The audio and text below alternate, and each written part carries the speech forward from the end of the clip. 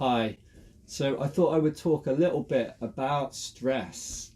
And when people talk about stress reduction, they usually talk straight away about calming the nervous system, like getting good exercise, good sleep, doing practices like meditation and yoga.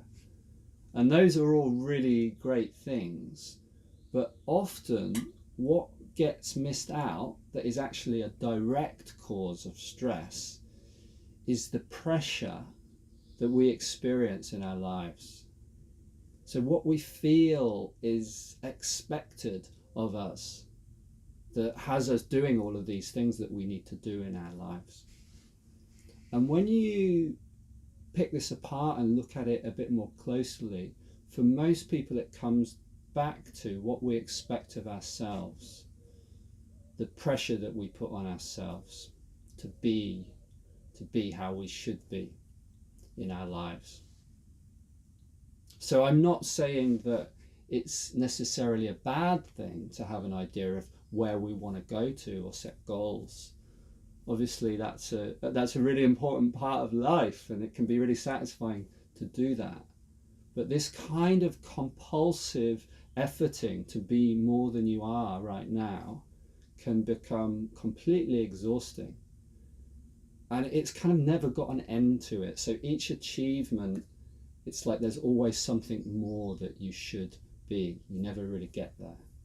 So it may be that you succeed academically, you've got good qualification, and then you do well in your business, earn more money, you have personal development, you develop a meditation practice, you become a good yogi, you do work on yourself so you're really good in relationship.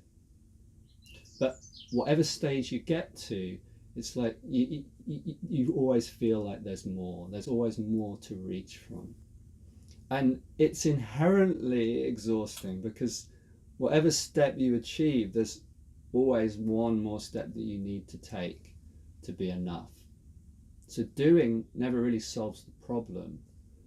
And the only way to really work with this pattern is to actually get in touch with the root cause of that pattern. And it's a kind of inner voice that is telling us how we should be. And it's actually very similar to the inner critic process. It's just that in this form, it's often like we're following the advice of our inner critic in how we should be. We keep on following that. So the critic's kind of turned into an inner coach that's kind of spurring us along, that's pushing us. So we're constantly driving ourselves. And that makes it very difficult to spot the critical voice. If we're always achieving, if we're always busy getting somewhere, we often miss the ways that we're criticizing ourselves. But actually, the only way to work with this root, to remove this root cause of stress, is to build an awareness of that inner critic, inner coach, and learn to disengage from that. So you kind of see it happening in your life. You know it's there, and you choose not to.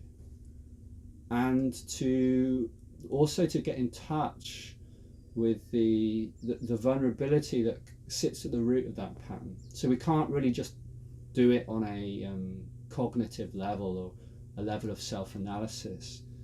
There needs to be a way of getting in touch with the feelings that sit underneath this pattern so that it can be relaxed. And then you can still have goals, you can still move towards things that you want to achieve in your life, but it's not the compulsive doing of those to try and be more than you are. So I'm going to do a series of lives that are specifically about this area of the inner critic, about building an awareness of this process, of how it affects the nervous system with things like stress, and about how we can learn to disengage from that and be free so that we can do what we actually want to do in our lives and allow ourselves to actually rest and and enjoy ourselves. So if that sounds of interest, I will put a link under this live, and you can click there, and I think it'll join you up to the next live. And I hope this little video has been useful and insightful, and points some of you in the direction of, I think, what it is often a very unrecognized origin from which stress comes.